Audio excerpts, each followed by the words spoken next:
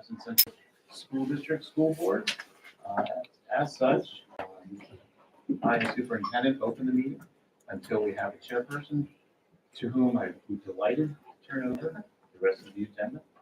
Before we get started, I'd like to start with introductions. We'll start with Joanna, please. Joanna Dory. Brian Bauer. Ellie Rowe. Mary Heather Noble. Trisha Allen. Steve Orzak. Laura Hartman. Sam Buck. Jeff Malcolm. Eddie Fowles, Jim Bell. Barbara Wilson. Tim Williams. Matt Correnti, Director of Finance and Operations. Thank you. Jason Chance. Don't forget Chance. Thank you, Jason. Thanks, Jason. Okay. The first item on the agenda following introductions is public comment on agenda items. If you have public comment on an item on the agenda, now is the time to make that known. There'll be another period of public comment at the end for any topic.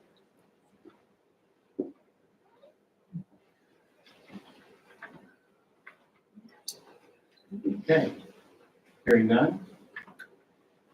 I'd like to open the floor to the board for nominations for chair of the board. Accept nominations now. I nominate Barbara Wilson. We have a nomination for Barbara Wilson. I'll second them. Second, Barbara, do you accept that nomination? Yes, I did. Thank you. Any other nominations for chair? I'd like to nominate Mary Heather Noble. Mary Heather Noble has been nominated. Is there a second? I'll second this. Okay. Is there a second? Do you accept that nomination, Mary Heather? Yep. Not- Okay. Thank you. But we love one. Are there any other nominations? I'll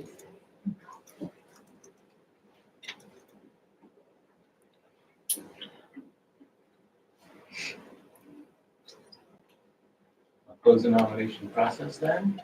Now we'll go to a vote. All those in favor of making Barbara Wilson chair of the board, please say aye. Aye. Those opposed? No. Motion carries. Congratulations, Madam Chair. Thank you so much. Sorry, Dr. just point of order, I just want to check, Jason's. Okay, thank you. Thank you. Thank you so much. And before we continue with the other positions, I just want to thank everyone for your confidence in electing me chair. And I'll talk a little bit more in the report of the chair, kind of some vision I have for us as we go forward. But to continue down the line, let's nominate a vice chair. Let's elect a vice chair. So I'd like to open it up for nominations for vice chair. Chip? Nominate Suzanne Buck. Okay. Any other nominations?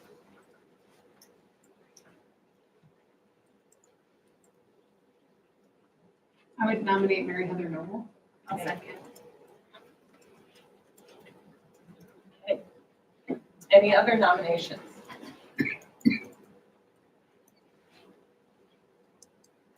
Okay, seeing none.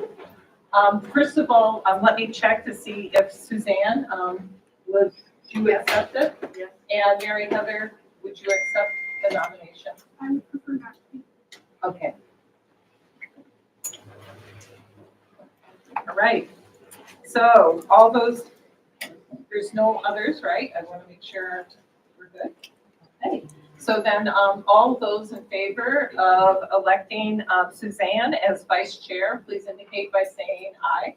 Aye. Aye. Any opposed? Okay. Okay, one opposed.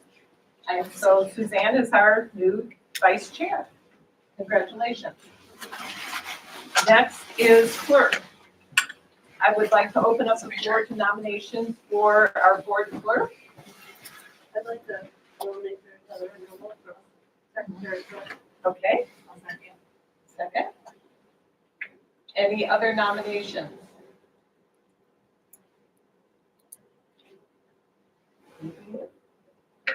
You're seeing none.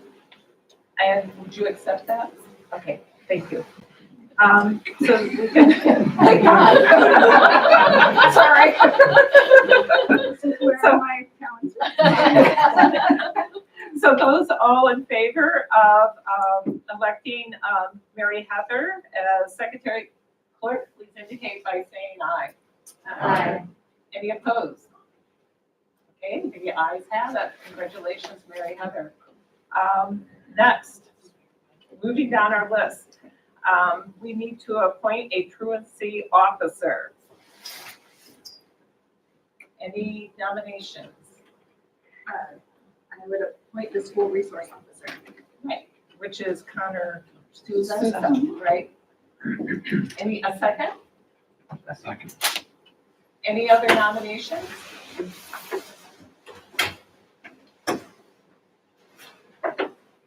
Seeing none?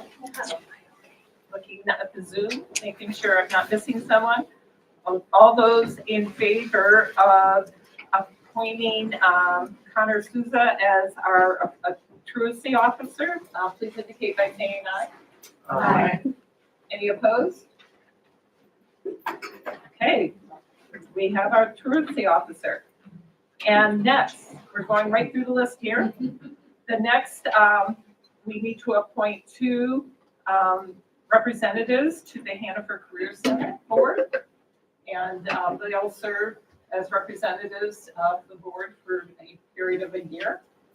And so we need two nominations. So let's do the first one. Okay, Mary Heather.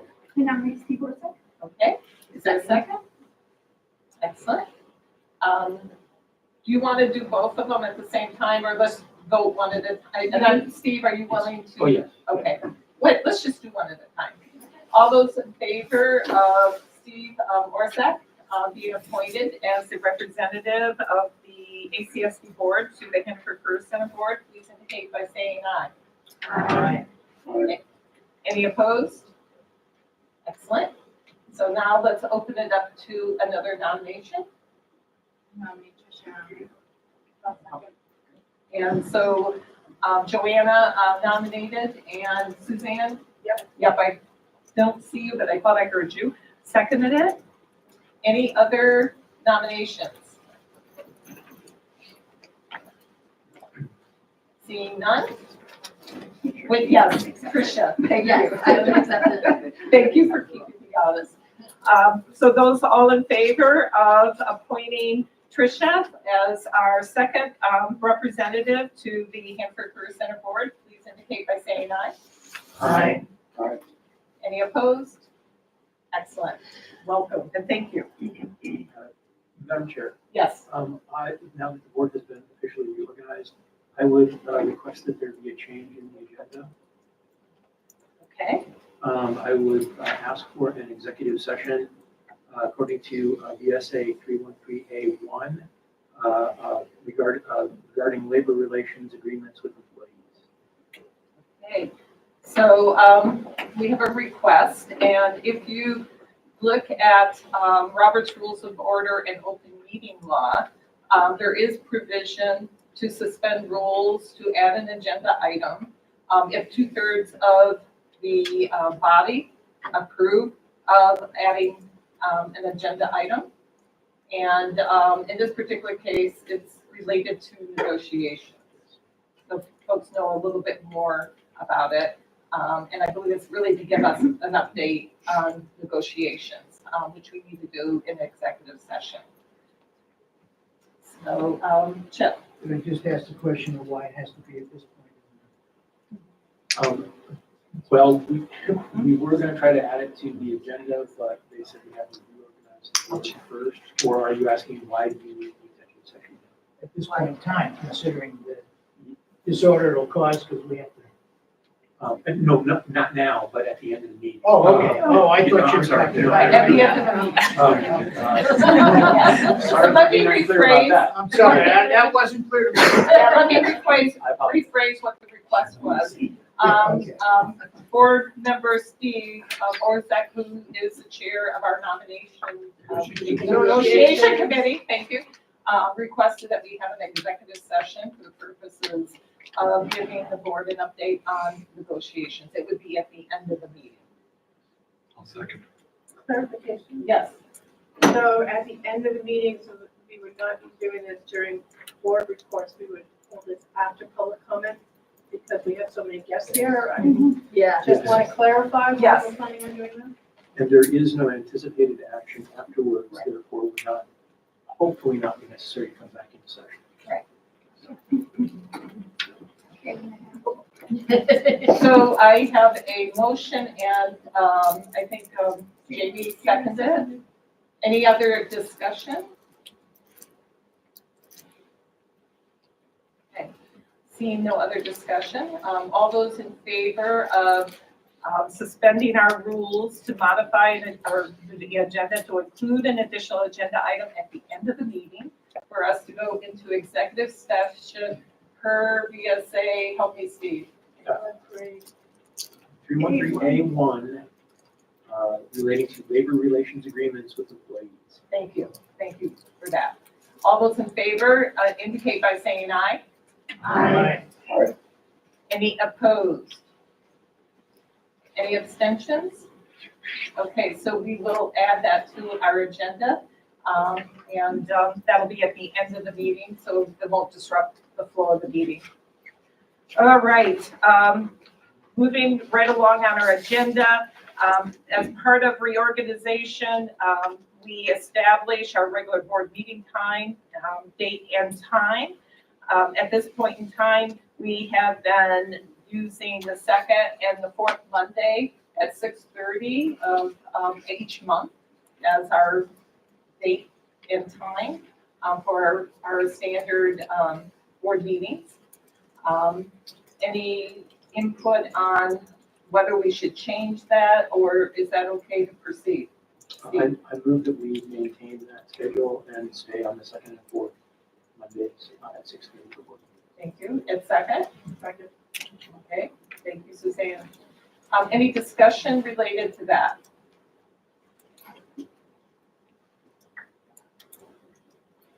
Okay, I believe we moved the time of the meeting to accommodate Trish's work schedule. Just want to make sure that that still works with Trish's work schedule. yes. Yes, she's nodding and she said yes. Yeah. Okay, thank you so much, Jason. Thank you. Excellent. So seeing none, all those in favor of maintaining our current schedule, which is the second and the fourth Monday, starting at 6:30 for our regular board meetings, please indicate by saying aye. Aye. Any opposed? Any abstentions? So we will continue on our current schedule. Next, we need to approve the meeting minutes. We have two sets. We'll start with the February 12th, 2024 meeting minutes. Can I have a motion? Motion to approve the minutes of February 12th. Okay, a second. Second. Thank you, Chip. Any discussion? Seeing none, all those in favor of approving the minutes for February 12th, please indicate by saying aye. Aye. Any abstention? I'm sorry, any opposed? By saying no. And any abstentions? Two abstentions, Joanna and Laura. The next set of meeting minutes are the February 26th meeting minutes. Can I have a motion? Make a motion. Joanna, thank you. A second? Okay.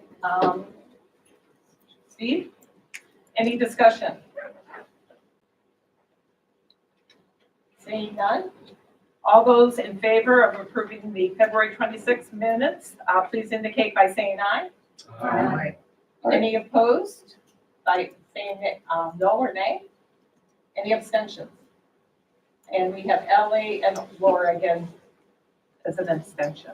Okay, the minutes have been approved. Next on our agenda is approval of these ACSD bills.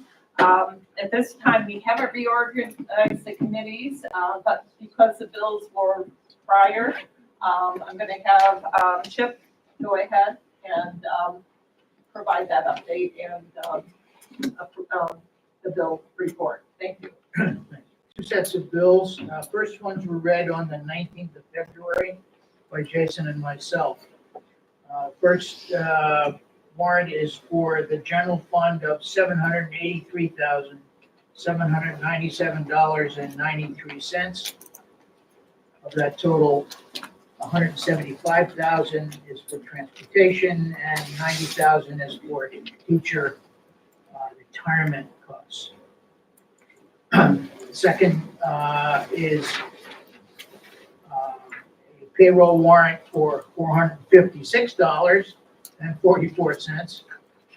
And the third one was a payroll warrant of $954,657.34.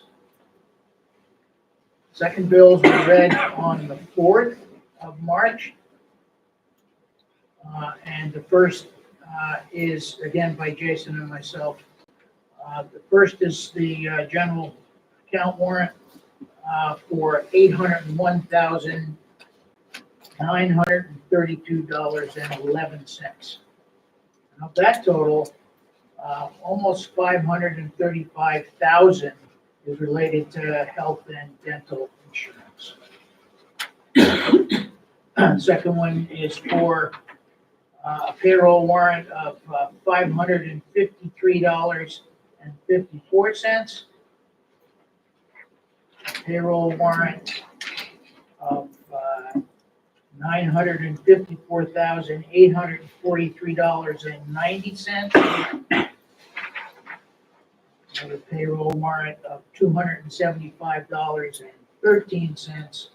And the McGilton Fund payment of $6,309.53. No problem with the bills. There was one correction that Jason found, and it was corrected of minimal amount. So I make a motion to pay the bills as read. Second. Second, okay, Jamie. Any discussion? Seeing none. All those in favor of approving the ACSD bills, please indicate by saying aye. Aye. Any opposed? Any abstentions? Okay, the bills have been approved. Next on our agenda is report of the student representatives, and we have both Eddie and Sophia here, so I'll let you start. Excellent. There isn't a lot of huge information. There's some good news in that the high school hosted a voter registration drive and was successfully able to register 85 students to vote, who hopefully all went out and participated in the primary, but we can't track that. Secondly, the high school will be having a neurodiversity week as part of the unified basketball team and program that's aiming to promote awareness around neurodiversity challenges that those students face, and also how to be more able to work with them and help them out and learn what they go through on the day-to-day so that you can be more helpful. So that's coming up soon. And finally, just a message to everyone, the senior play is coming up this week on Thursday, Friday, and Saturday. Go get tickets if you haven't, because we really need to make some money. So. Yes, you're in it? Yes. Oh. What's your role? I play a character named Dewey, who you'll have to come to see the role. It's a very interesting role. Excellent. Any questions for Eddie? And I'll go to Sophia next. I just have that on March 20th from 6 to 7:30, Hope Happens Here will be hosting a trivia night at the high school. So come and bring your friends and play some trivia. And yeah, there'll be prizes and candy and stuff. And we can be bribed, so. Right, Mary? How can Candy always works. Exactly. Do you say 7 p.m., Sophia? It's 6 to 7. 6 to 7. Excellent. Any questions for Sophia or Eddie? Thank you for your report. next, we're report of the superintendent. Thank you. As many of you may know already know, April 8th, we're expecting an eclipse, pretty rare opportunity for people.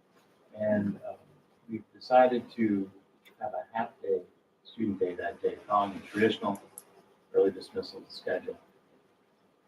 For a couple of reasons. The main one being that with all the tourists and traffic, I'm not sure we'd be able to get the buses home because the eclipse is going to come around that time.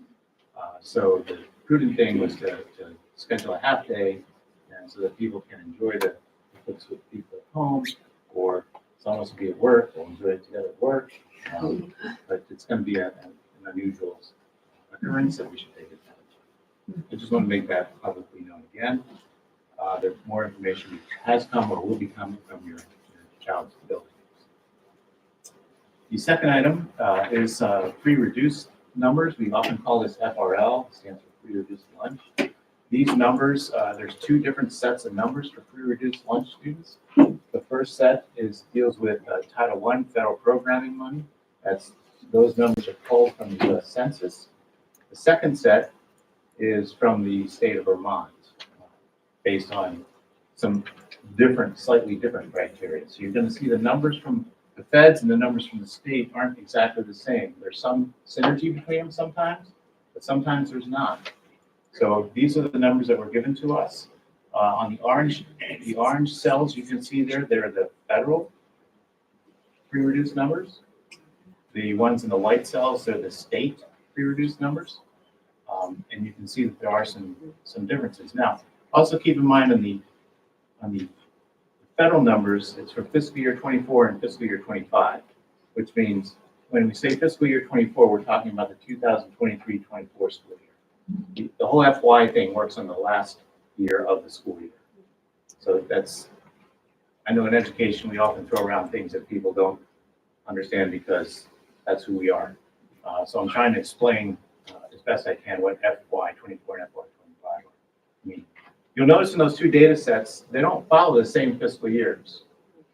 The feds are doing fiscal year 24-25, and the state's doing fiscal year 23-24. So there's a common year between them. And if you would scroll to that next table, please. Since the fiscal year 24 is the only common year in those two sets of data, I decided to put those in tables so you can see those differences side by side. Again, the federal numbers are in the orange cells, and the white cells contain the state numbers. So that's just to make you aware. This is also posted on the agenda. It's linked in the agenda. You may download it and do whatever you wish to with it. You'll notice you'll see a cell that just has some plus signs in it. That's because the state of Vermont doesn't display information when the number is less than 11. I have two questions. One is, which number do we get our funding based on? It depends on which funding you're talking about. So the Title I funding is on the orange cells, okay? And other kinds of things are from the white cells. And then, Yeah. The money we get from the state for our budget, basically, is from the white side. and then the second part of my question is, since they already have next year's numbers up there, assuming those are projections, do they adjust them according to reality, or do they just predict what next year's going to be, and that's what we look at? That's it. To my understanding. Good question. Good question. Ellen, what is the different criteria that the feds are using? I mean, these are pretty large differences. Yeah, So is it federal poverty line, or is it? Yeah, the federal money's from the U.S. Census Bureau, whatever they ask when they do their census. That's where they gather the data from. The state items come from other things too, like Head Start. The student is participating in Head Start, they're automatically in that mix. The student is if anybody in the family is involved with SNAP in any way. Dr. Dinosaurs. Dinosaur, any kind of program like that. So that would increase the amount of people participating typically. So there's probably like one definition that the feds use, and then the state uses a broader net to define That's the way I understand it. eligibility. I wish I could give you a really good answer on that. That's the best answer I have. Joanna? Because it's based on census, but it changes every year, or is it every 10? Is it connected to No, the orange ones do change every year. every year? Okay. How they change it, I'm not exactly sure, Okay. because the full-blown census happens, what, every 10 years? Right. Chip, The point to make, though, is that with Act 127 and poverty being one of the criteria that gets weighted,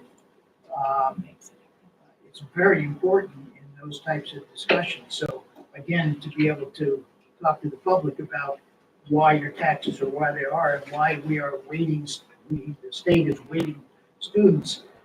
Sometimes we don't know which data they're using and how they get it. And that's really uncomfortable to me, honestly.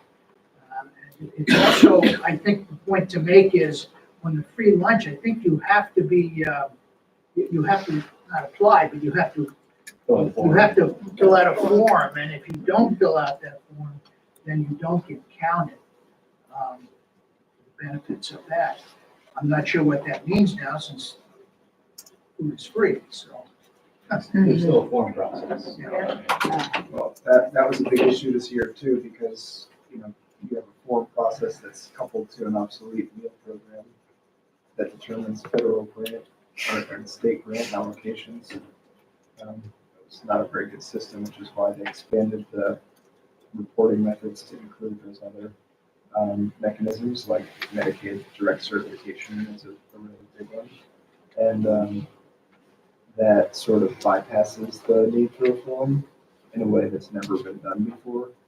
In an ideal world, the Department of Taxes would pony up all this information because they have all of the income data that's needed to do what the form does, but they're a black box and they haven't let AOE in on any of that tax data. So for now, Medicaid direct certification is one of the best ways to bypass the obsolete form, and the state's working on better forms too, so we can gather info from a variety of different sources. any other questions before I go back to Mary Heather? No, she's had a question. It's on what Matthew said, but I can circle it. No, I want everyone to have a chance and Yeah, then no, we'll go back. ahead. Okay, go ahead. Is it still self-reported information, Matt, what you're saying, or are they using Medicaid data? The Direct reason- certification does not require you to report it to the school. Oh, great, okay. So State reports it It's to not us. the self-reported, it's not relying on the self-reporting of the forms at all. They're using other data from different systems to cross-match. There's still a form process. Still a form. But the form is one way, right? And as is direct certification. So if you are directly certified, you do not need to fill out a form. If you fill out a form, that's another way to gain certification. I think a lot of the uptick on the state numbers are based on direct certification. Mary Heather. So I have two questions. One, just to clarify, so the Title I money, which is federal money, that is based on this expanded data or just on the form? No, the Title I money doesn't come from the forms at all. Gotcha. Yeah. Okay. And then the follow-up question I have has more to do with some information you sent to the board maybe a few weeks ago about the sort of snapshot, the school snapshot in performance and with respect to equity numbers and an equity index. Do you have any sense of how free reduced lunch factors into the state's calculation of equity index? I think it's a significant factor in the equity index. Because the equity index is getting at historically underperforming subgroups, for lack of a better term. And pre-reduced population is one of those underserved populations, along with ELL and PDP. I guess I just would like to see in the future, maybe in the near future, kind of revisiting that snapshot and looking at, how this all falls together, so that we can look at it district-wide and also just in our learning centers. So I feel like this is the heart of what our work is, moving forward with the strategic plan work and really identifying, our highest need students and where we should be directing most of our resources. Yeah, to get at the closing the achievement gap, this is a segment of data that really needs to be scrutinized heavily and resourced well. Other questions? Okay, continue. The next item, I'll turn over to Matt with the Learning Center project in high school. So I'm gonna tag team this one with Bruce. Bruce, do you want to start by kind of giving a brief overview of the plan and where we're at? And board members, you got a handout that lists some of the goals of the Learning Lab renovation project. Those are hot off the press from Caitlin, who included them as a little bit of a snapshot of her position as to the significance of the project. And then Bruce can. Yeah, so this is, maybe a surprise to some of you, it's been moving along quickly. So Stephen has been working on developing this learning lab in a space that is underutilized in the center of the high school, which is the computer lab.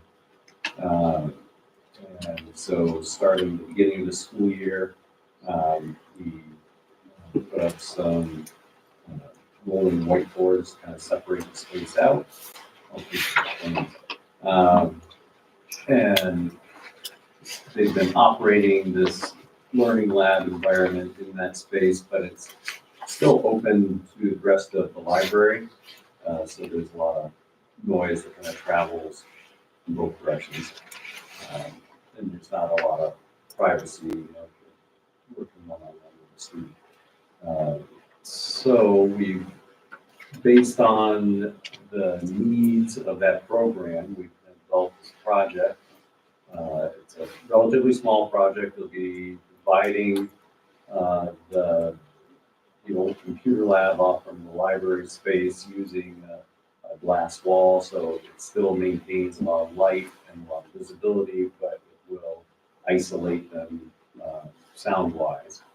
It also provisions for a small office and meeting space on the south side of the space that we're talking about, which kind of butts up against the interior courtyard, if you're familiar with the library and the learning lab.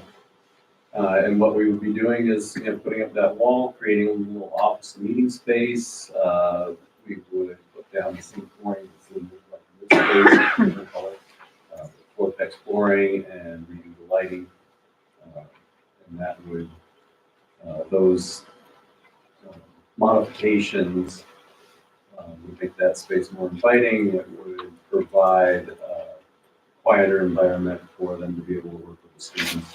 They've had this program for a while. It's been in different parts of the building, and it doesn't get as much traffic as they would like because it's usually either, I think the last couple of years, it was all the way down by the ramp to the learning center. So it's difficult for some students to make it all the way from the building to the other and back in time. And the proposed site where we're looking at the renovation had been used as a computer lab, sort of a state-of-the-art computer lab back when that was a state-of-the-art thing. Colored IMAX. But obviously, that's a bygone era now, and I think that the space, which is adjacent to the library, had fallen into being used for table storage and extra desk storage, and really was not functioning well, and prime real estate right in the heart of the high school floor plan. So I think that the desire to renovate and restore the space to its original intended use as a learning hub is what's motivating the project and kind of behind the intentions here. Part of the reason for bringing the matter forward to the board tonight is just strategic and has to do with timing. Part of the hope is that this could be something in the summer scope of work. In order to hit that timeline and maintain that timeline, it is necessary to look to the board for permission to put a bid out and begin the process of soliciting bids from different construction firms. Because we are still in the RFP stage, we would not be sort of obligated to follow through with the project. It's just the next step in the process. So that's kind of what's on the table tonight. It's not a hard yes or hard no kind of action that we're proposing. It's just action to move forward with the development of the project as it has been laid out. Okay. So, can I have a look? Actually, yeah, let's do that. Yes, what I'd like to do is get the motion on, and then here's the discussion period. I'll open it up for discussion, okay? What is the motion? The action is to approve, basically allowing the administration to go out for bid solicitation. And I have a definite question. Don't we have to vote to approve the concept before we go after how much it's gonna cost? Right. So what I would like to do per procedure is to get the action, a motion in a second, and then we'll open it up for discussion, if that's okay? Okay, I'll move to approve the MUHS Learning Center project with solicitation. okay, thank you, Suzanne. A second? Second. Thank you, Chip. So now I'd like to open up for discussion. Jason's got his hand up. And Jason, you have your hand up, so I'll go with you first. Okay. Curious how we ended up at the square footage of 1,410 square feet. Is that just the existing size of the computer lab, or is that the actual space that we need? Do we need more? Do we need less? How do we arrive? That is the size of the existing space we plan to rent. But potentially we could need more space We- for intervention. Well, we don't have any provision for adding in square footage. So we're gonna make it fit in the space it's in. Go ahead, Eddie. Well, it currently is definitely a big enough space right now, just walking by, like, it's never too full, so I don't think space should be a concern. Why are you guys, and maybe I misunderstood you, but why are you gonna put a glass wall up between the library and the learning lab? That just doesn't make a lot of sense. It's to make the space feel more open. If you put up a solid wall, it feels very enclosed. It'll also have doors in it that would allow for other uses outside of school hours where they can open up space between two spaces. And did you not say that one of the concerns though is like a privacy concern about one-on-one work? That is one of the concerns, and then so that's one of the reasons there's an office and meeting space. Oh, okay. In the back of the. Tricia? I'm curious about what sort of input or collaboration there's been between the learning lab and the plans in the library and librarian. As far as, reading through this, it seems like just local work, there's definitely some overlap between the library services and what the hope is for the developed learning lab. So I'm curious how that. Sure.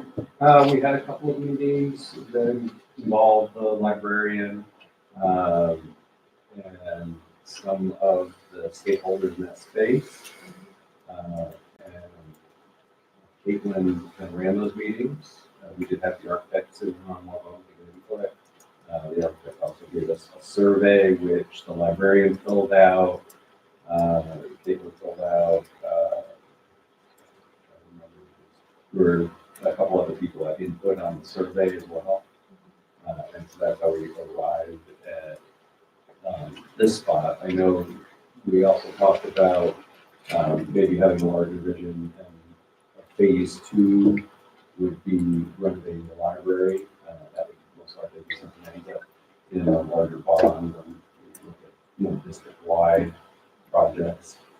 And certainly that would involve the library at a much greater level. Steve, I have one point of information and a question. The $320,000 estimate, is that for the study or is that for completing the entire project? That's an estimate for completing the project. So that was put out to a professional estimator whom we used for the kitchen project. Their numbers came in very accurately. And the question is, are there alternatives with less expensive materials? Because $320,000 for a capital project is pretty significant.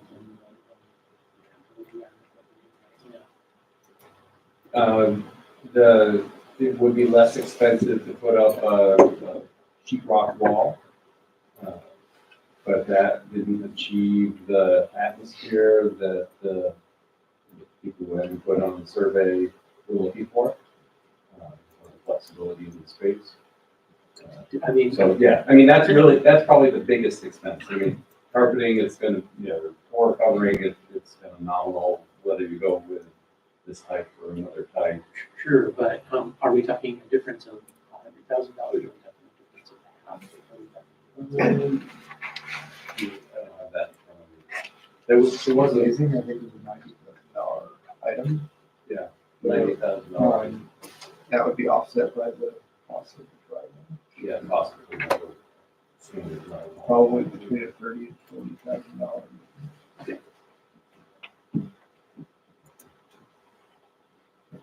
Yeah, that's probably accurate. other questions?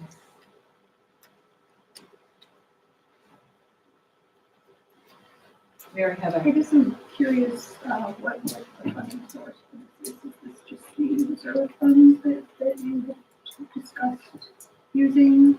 And are there other pressures that are kind of eating at other more urgent needs, eating at the reserve fund right now? Other competing? Yeah, that's the question. I think there are no major earmarks other than the Mary Hogan Air project,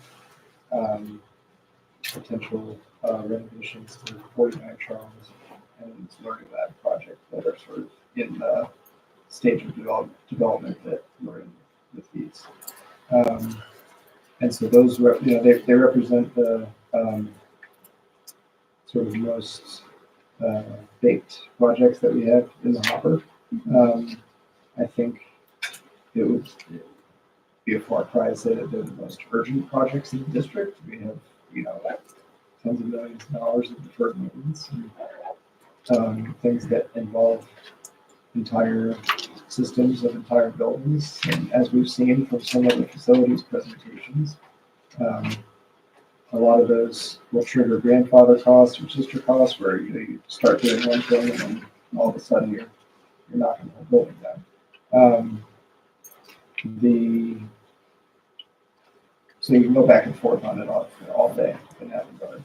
I think that as far as this specific project, you're looking at something that's going to make an immediate difference. The need is there. The potential for duplication of effort, meaning you do this project this year and then next year or year or two down the line, the scope of work for the bond initiative comes in and says, all right, we're going to do a massive renovation of the whole building. We have to knock down this brand new glass wall. That's not going to happen. Right? So we have to check all of our work in the coming years to make sure that it will dovetail whatever the bigger scope is, and this meets that condition of not running into future projects. And I guess just accounting wise, can you just remind us, or just for public record, what the size of the reserve fund Capital is? use, yeah, You've got it's this over. 320, and then the other items you mentioned, can you give us price tags for those? Yeah, so I think capital reserves is 3.1 to 3.3 million. I'll get you a real number for the record. Enough to cover this. We don't have any scope of work pricing on the Charles Ave, 49 Charles. We are anticipating the main Hilton project coming in at 1.2 million, and largely being funded by ESSER. So it's an $800,000 investment that's already in ESSER, and then the potential unspent funds from other investments being sort of consolidated into that project as a backstop to run out on the grant money. So the Marion project that you're talking about is not much into the 3.1 million, is what you're saying, that's already been set aside. Correct. Yeah, no, the capital reserves are sort of independent of all of those other Yeah. projects. Thank you. Matt and Bruce, correct me if I'm remembering wrong, but I think the last facilities committee, we also talked about one reason why this project is moving forward and the timeline it is partly to do over the summer, right? The goal was to take advantage of the summer recess or break.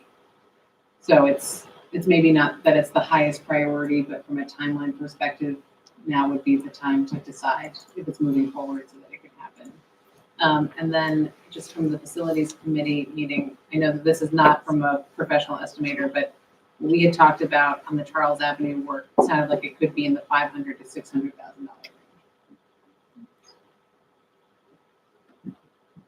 range.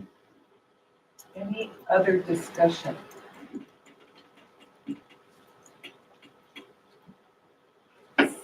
Seeing none, are we ready for the question? Okay, so we're being asked, the action is to approve the MUHS Learning Center project for bid solicitation, and it's solicitation. So we're not approving the whole project yet. We're approving, letting them go ahead if we approve this to go out for bid, for bid solicitation. So everyone knows what we're voting on. Okay, all those in favor indicate by saying aye. Aye. Aye. Any opposed? No. Any abstentions? Okay, it moves forward and you can go out for bid solicitation. Thank you very much. The last item in the superintendent's report is approval of appointments and resignations and a retirement as listed on the agenda. Asking for a motion. Okay. Can someone make a motion? I will do a motion to approve the listing of faculty, staff, appointments, resignations, and retirements. I can read all the names if you would like for the record, or do you want to take them off? I'll just take them from Yeah. the agenda, I think that's fine. I'm okay, yeah. A second? Second. Any discussion?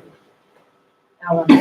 Does this feel like, I haven't tracked it, but does it feel like a lot of paras resigning in this way?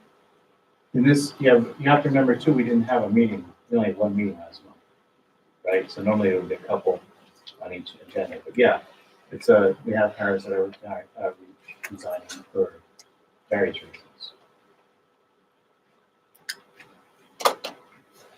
Any other discussion? Tricia? Where does this leave us as far as open positions? Well, the ones you're accepting right now, we'll have to fill those. We have to look at the date too. Like, for example, there's a teacher on that list that will retire, not retire, but will resign at the end of the school year, so we'll have to fill that one until then. But the others will try to fill right away. But do you know, because I see there are 4 pairs who are leaving in February, March. And then there are 3 coming on, I'm assuming right away. So how many open spaces does that still leave on our, school spring job list? Do you know the answer to that? Yeah, so we track the job postings on a not weekly basis, and This one is 3-1. Looks like total 17 FTEs. Open to be filled. I have, looks like 6 para positions, school counselor, school nurse. And again, some of these could be for next year. I'm not sure if we're posting for current year or next year. Math teacher, science teacher, social studies. Yeah, some of those are the teaching positions that I have over the next year. JV baseball coach. Jason?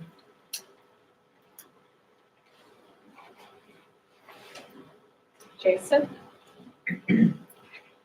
Sorry, I was on mute. I think, correct me if I'm wrong, the rest of these resignations are from Mary Hogan, so what's going on? I think we'll have people here who will tell you that.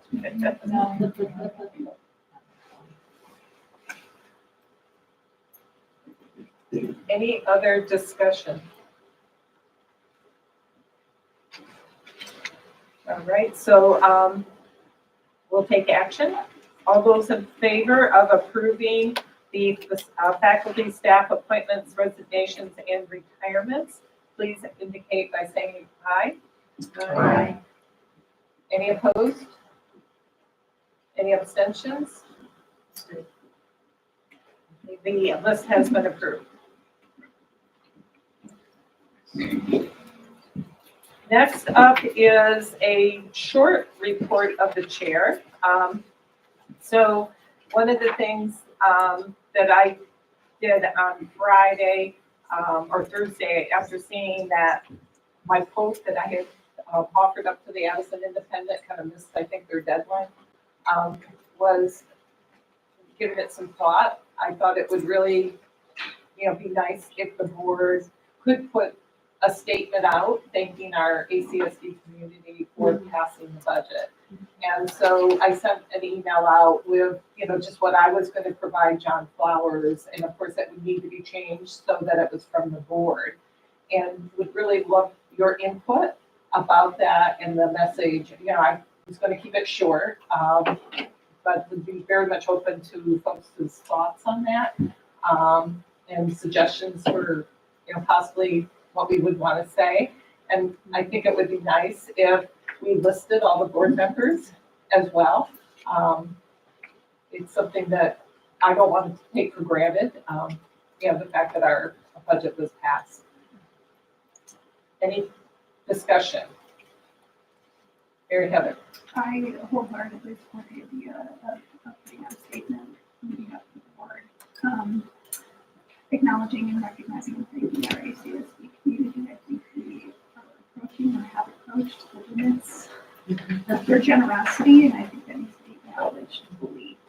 And I think that's something that, frankly, probably a lot of boards, but some boards taken for granted.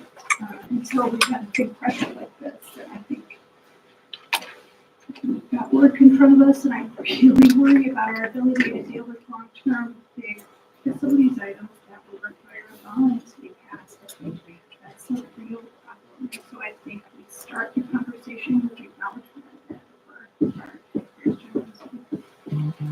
Thank you, Ellen. I would also I know that we've made these points a lot in anticipation of the budget vote. I think they bear repeating the external pressures that were put on our and every district school board this year.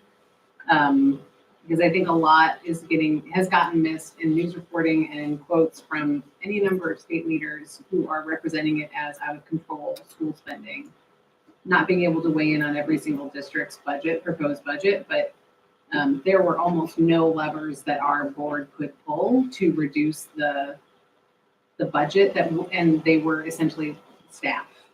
And just really emphasizing that there are some pretty extraordinary forces that came down on school districts this year.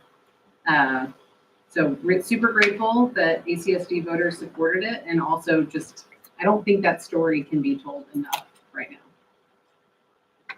Great, thank you. Yes. Just to comment, we were like an island in a huge ocean. And one of the problems is trying for us to understand why ours was approved and everybody surrounding us who had similar issues, okay?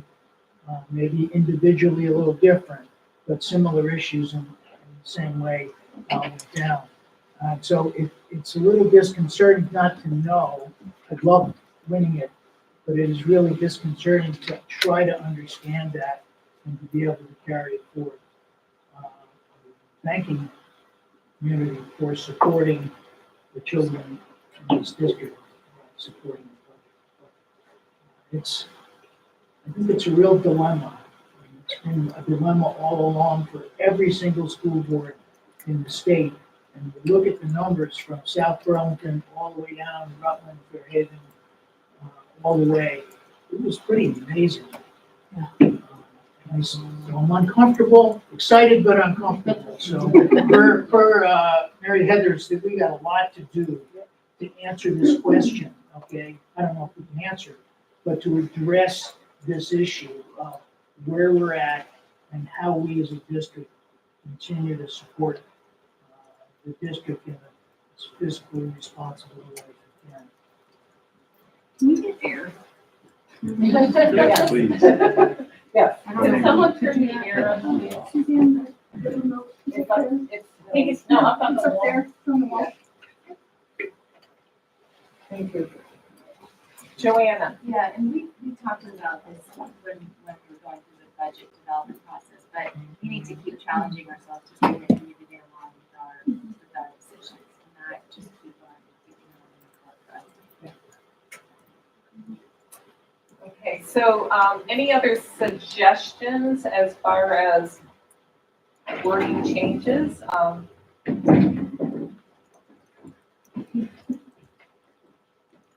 It's working. I can see it. working. Yeah. We got you tell so you can pull. I'm feeling it. Suppose when you open the window over there, we'll have a wind. Oh my goodness. Any other suggestions for messaging that we should include? Okay.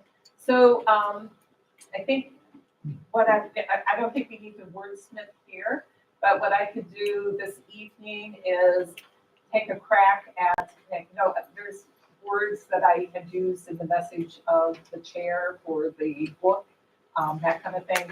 And I'm thinking of a statement that I can pull from that, include, and tweak it, and I will send it out to everyone.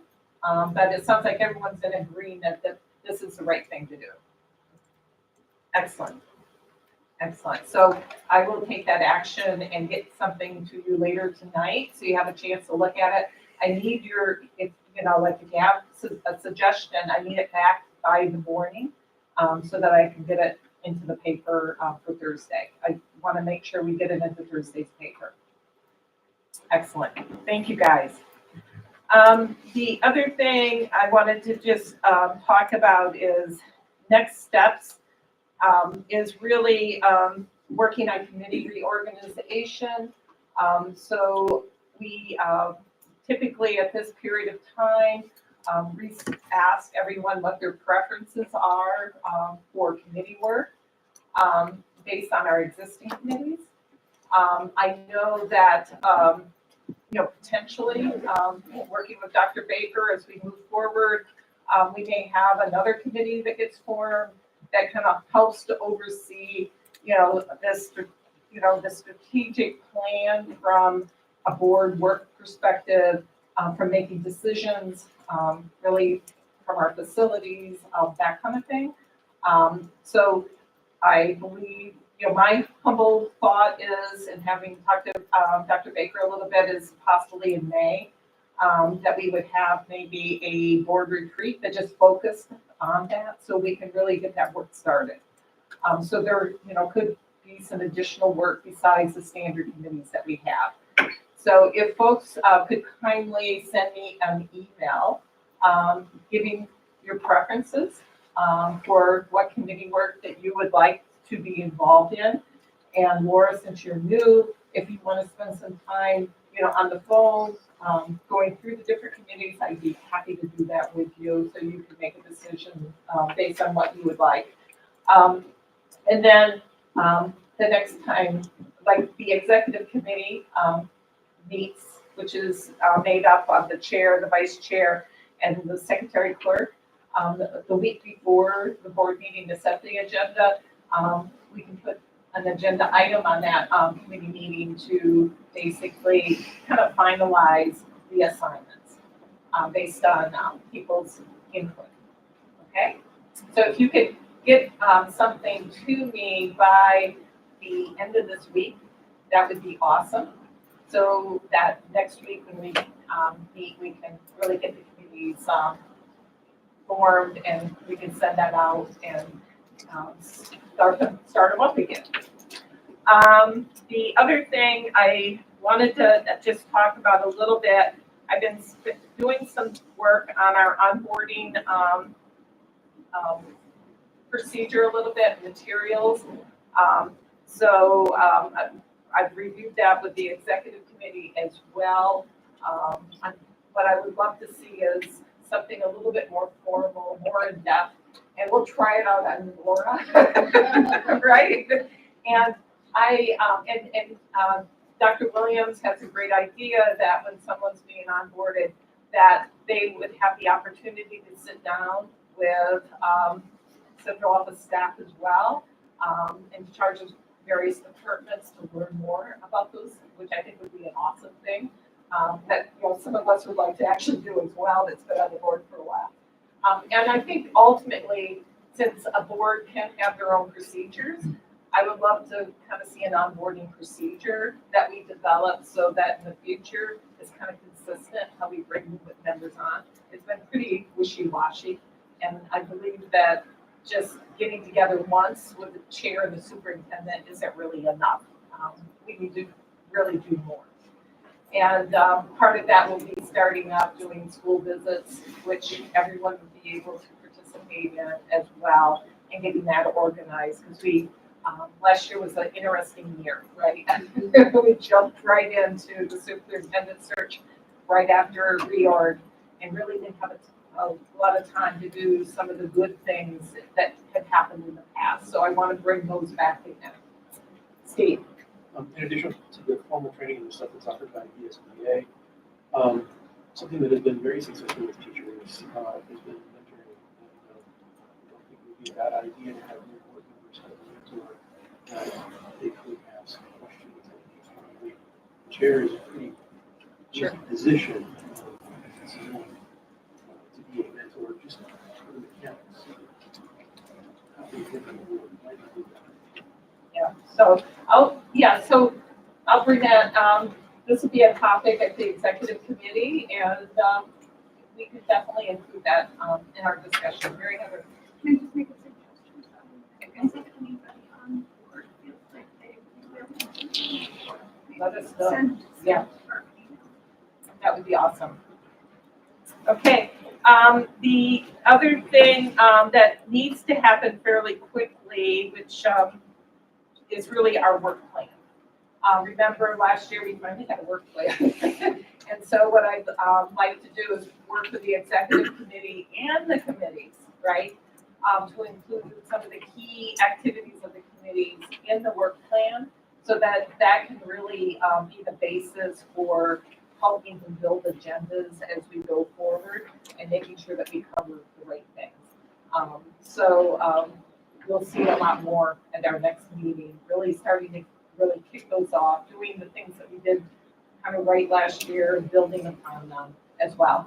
The other thing I'd really love to do is a board critique, where we basically look at what we've done, and there's some standard school board association, critiques that we can use to really self-evaluate where we are, to really help identify where we need to work and spend our effort going forward, what's most critical.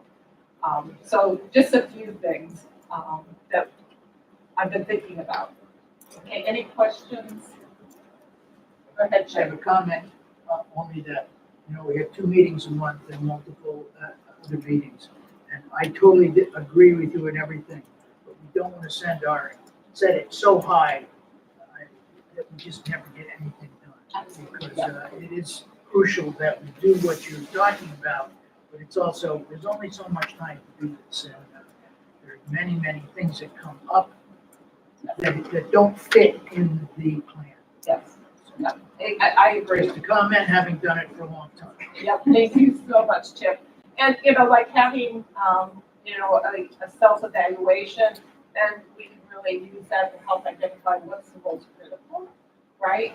As opposed to trying to attack and take more on than what we should. So we can use that to help evaluate it, okay? And, if there's any questions, let me know, otherwise we'll move on to the report of the board.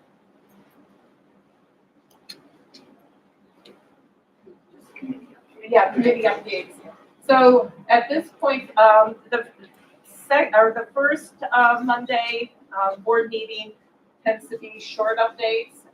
We don't necessarily all have to, if you're chair of a committee, we don't have to report out on every single committee.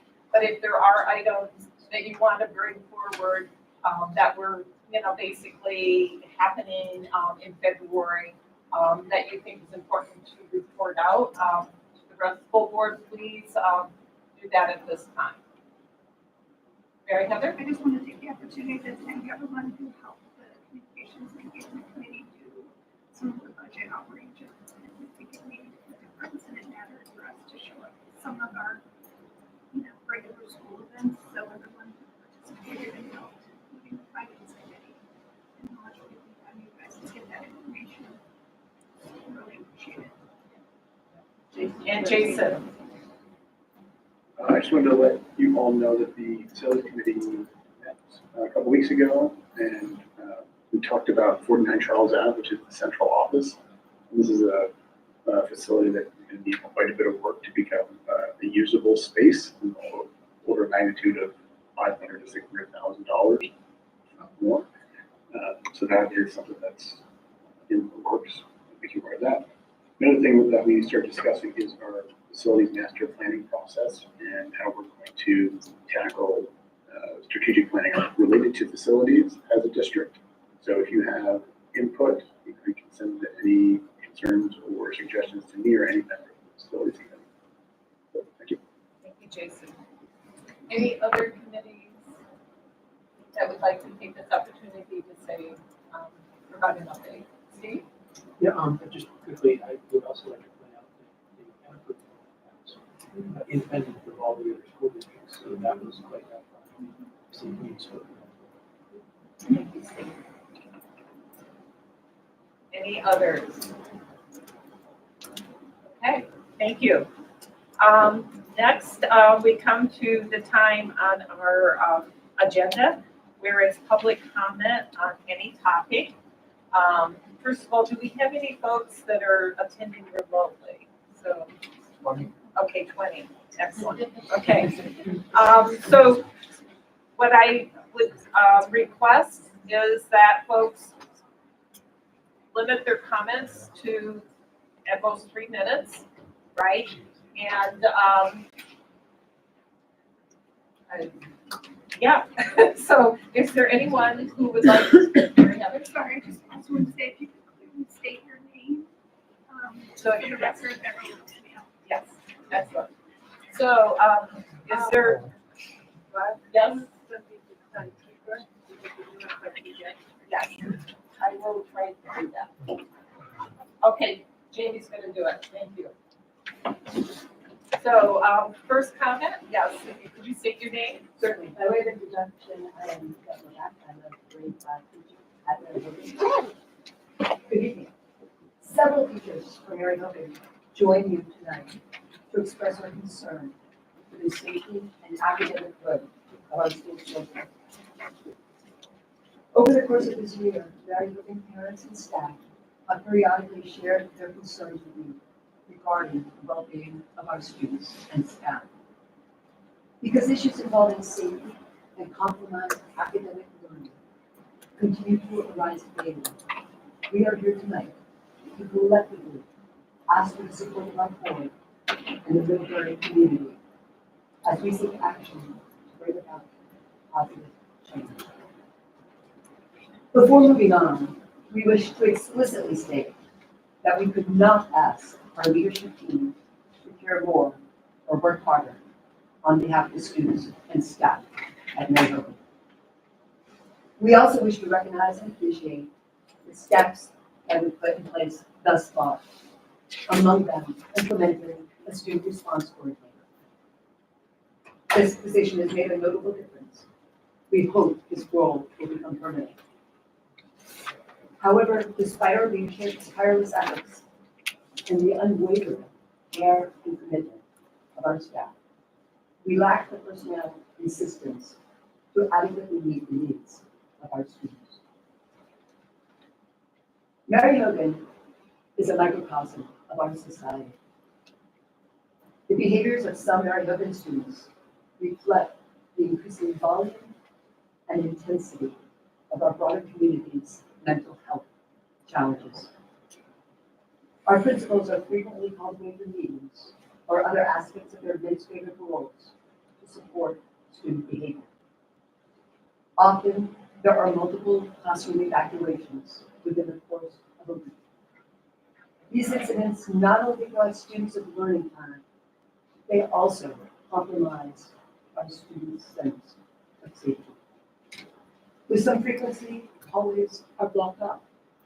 At times, students must exit the building to travel between learning spaces. Our goal tonight is to illustrate the level to which these scenarios and other challenges manifest themselves within our school on a daily basis. Classroom teachers will share how these behaviors fundamentally impact the safety and academic growth of their students.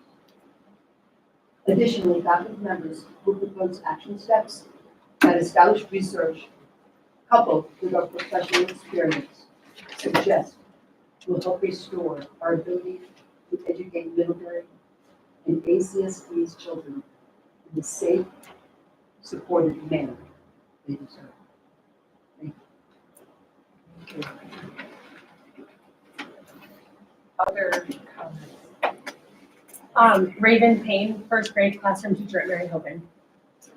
Good evening. The first grade classroom teachers at Mary Hogan consist of myself, Melissa Flint, Adam Gould, and Frankie Wisnowski. Collectively, we have nearly 50 years of teaching experience and extensive training and instructional practices in using a trauma-informed approach in our classrooms.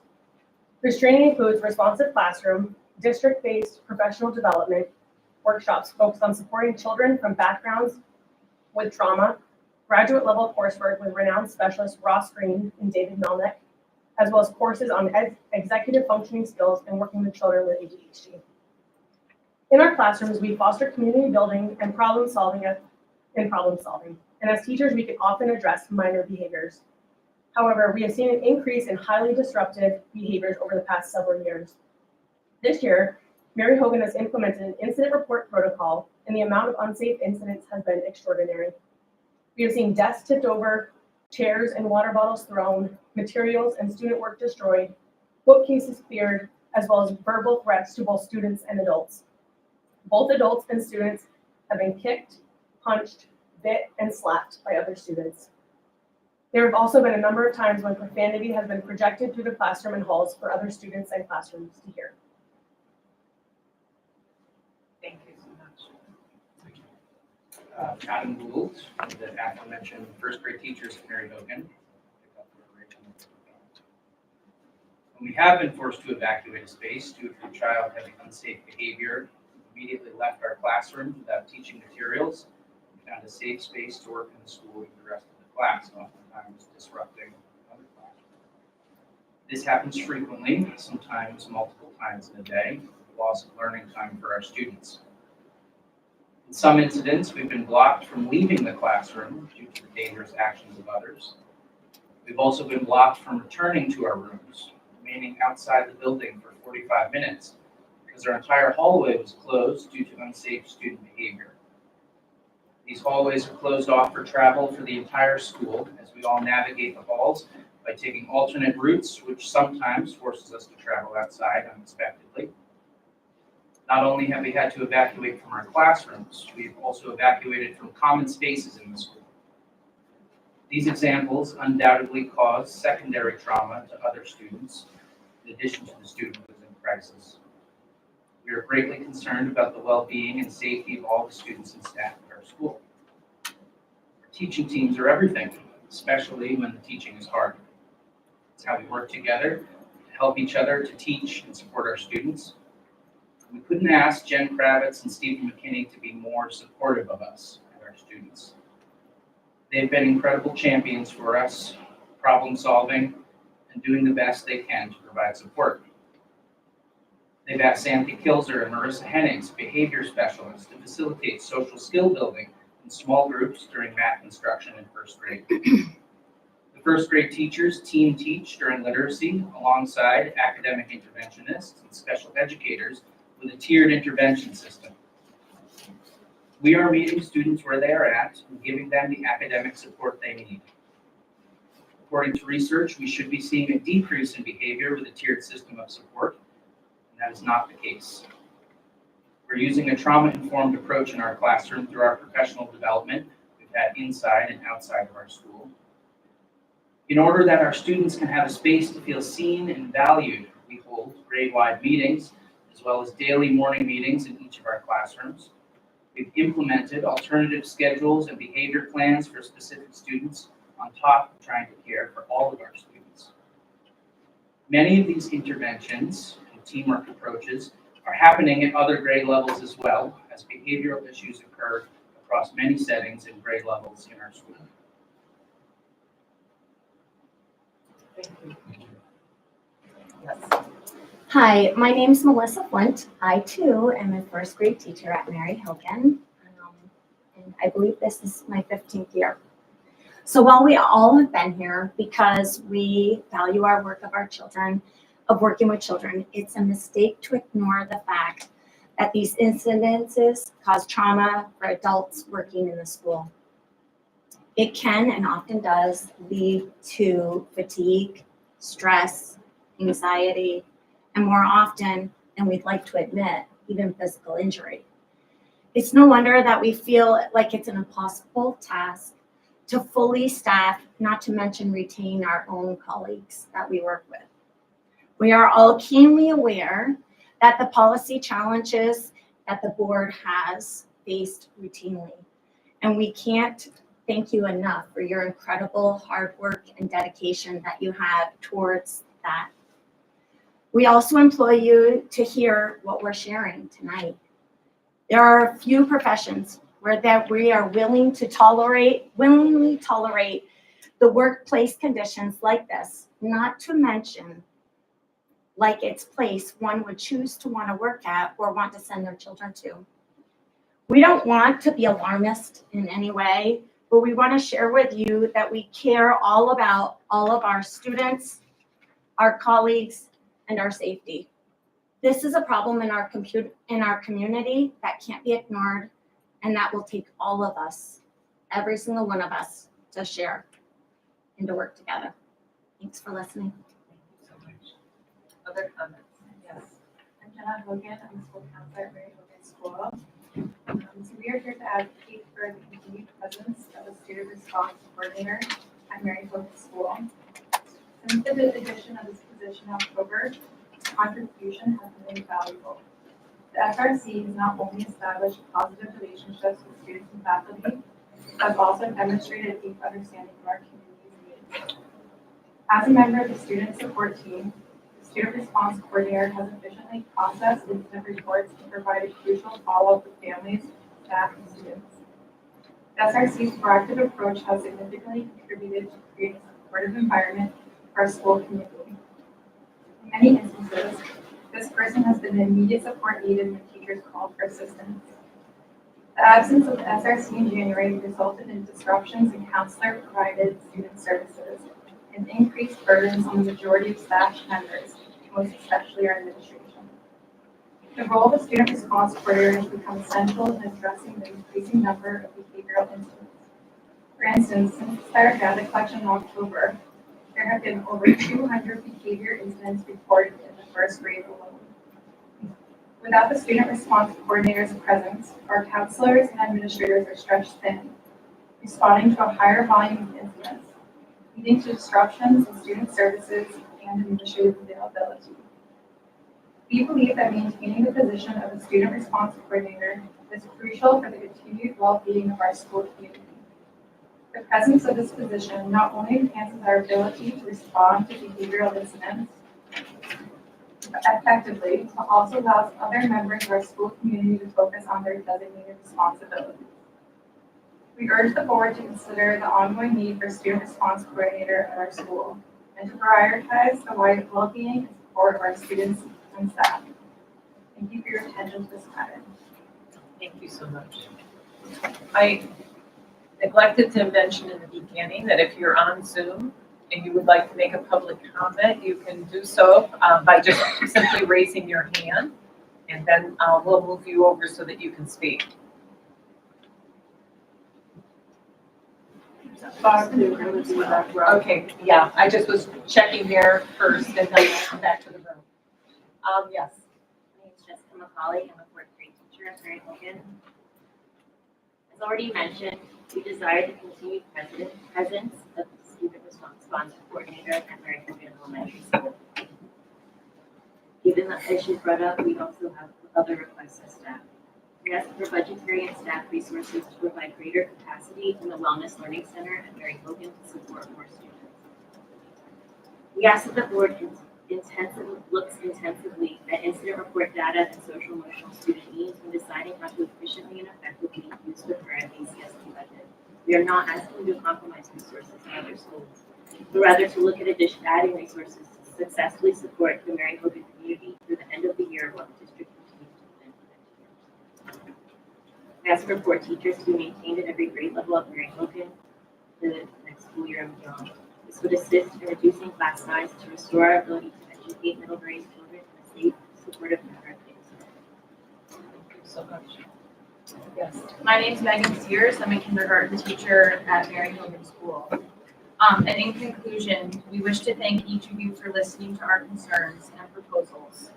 While we recognize that this is a challenging time for school districts financially, we also recognize the far greater costs of not addressing these issues. Thank you. So I would just like to thank everyone for coming out and reporting to us. We definitely are listening. And so I definitely appreciate you coming to the board meeting and providing us input. Would someone be willing to email the board your statement? Or the Yes, that would be awesome.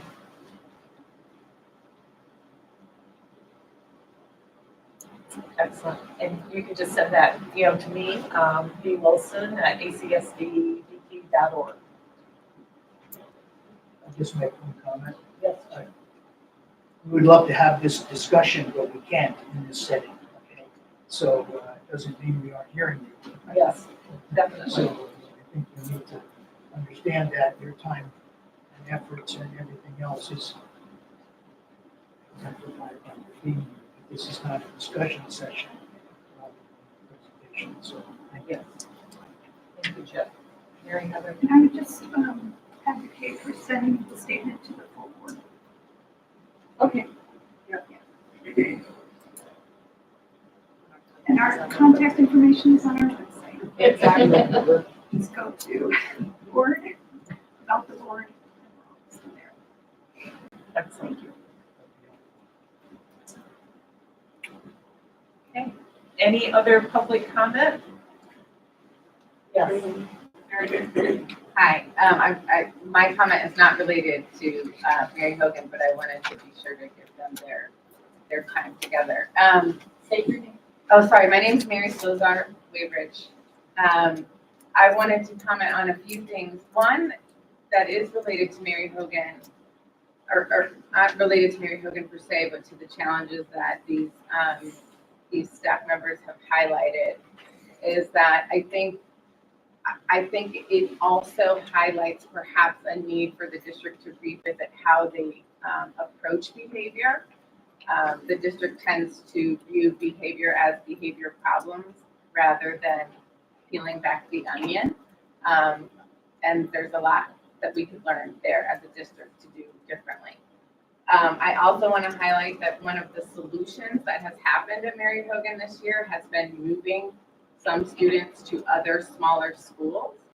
And that has proven to be very beneficial to those classrooms at Mary Hogan as well as to those students in other schools. And I've heard our administrators refer to this as kind of the multiple pathways that we have in our district, that we have a big school, Mary Hogan, and we also have these other schools that sometimes are better fits for students and their needs. And I just want to highlight the importance of that diversity in our school community settings. The other thing I want to mention is about neurodiversity.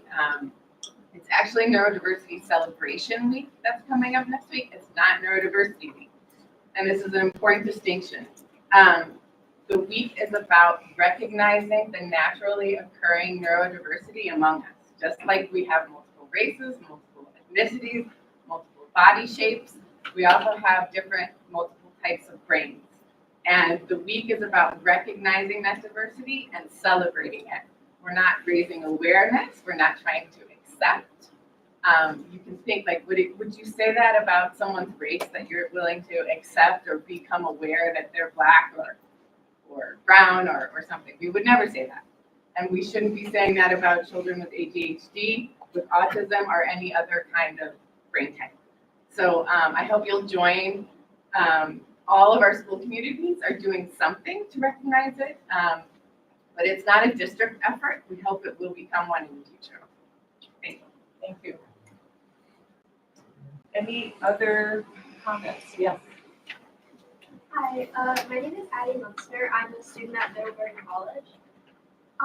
First of all, I just want to say I have been saddened to listen to the teachers and counselors from Mary Hogan. I too have experienced the education system and how it doesn't always prioritize student health, and I empathize with you. And I urge the board to not just hear but listen to what they have to say. So today I wanted to speak specifically on racism. I have lived in Vermont my whole life and see how racism exists in this state.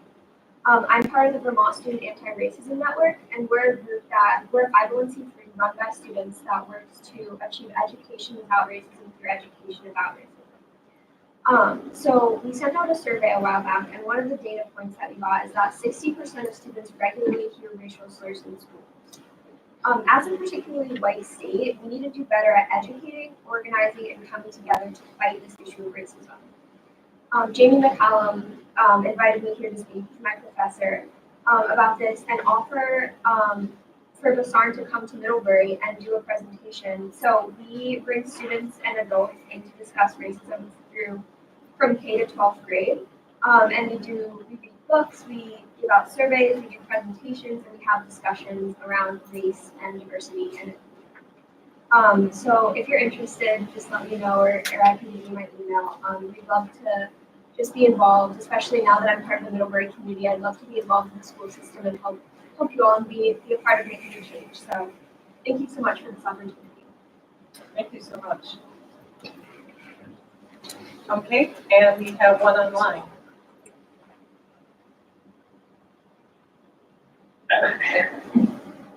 Hi, I was just trying to unmute. My name is Nancy Platt.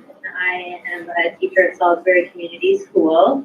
I think this is my 26th year, and I want to reach out to my Mary Hogan colleagues who bravely stepped up tonight to talk to all of you. And I wanted you all also to definitely outline also stand behind my colleagues at Mary Hogan and the work that the board is doing and the work the administration is doing to help those kids in crisis, but all the kids in our classrooms that are hit by the issues that Mary Hogan is dealing deeply, but also have rippled out in our outlying schools as well. Thank you. Thank you so much. Yes. My name is Megan Shaw.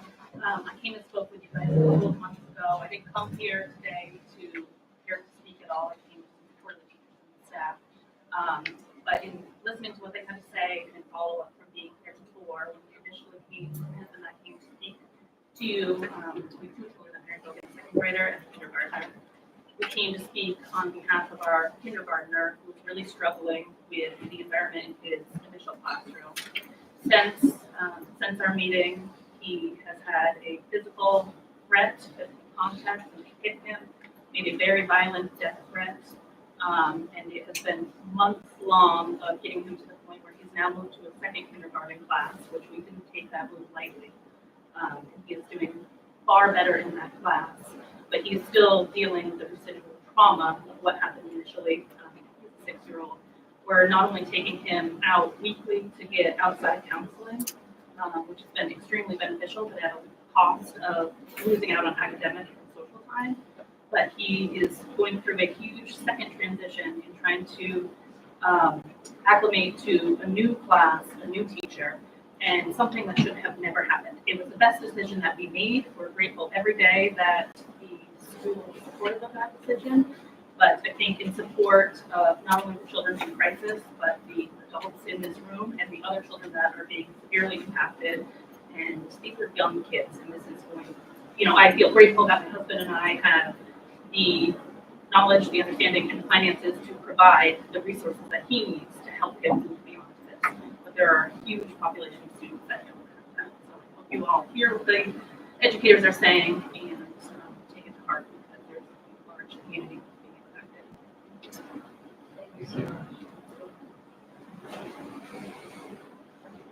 Any other comments?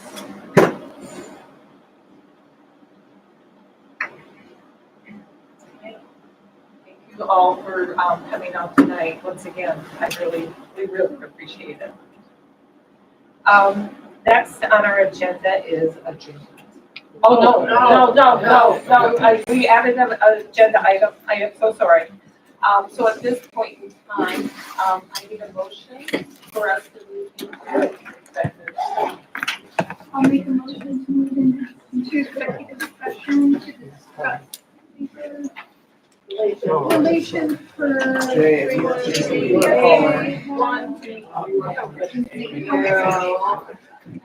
Sorry, you have to back for this.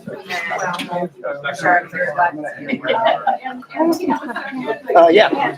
Is there a way to turn on captions on this? On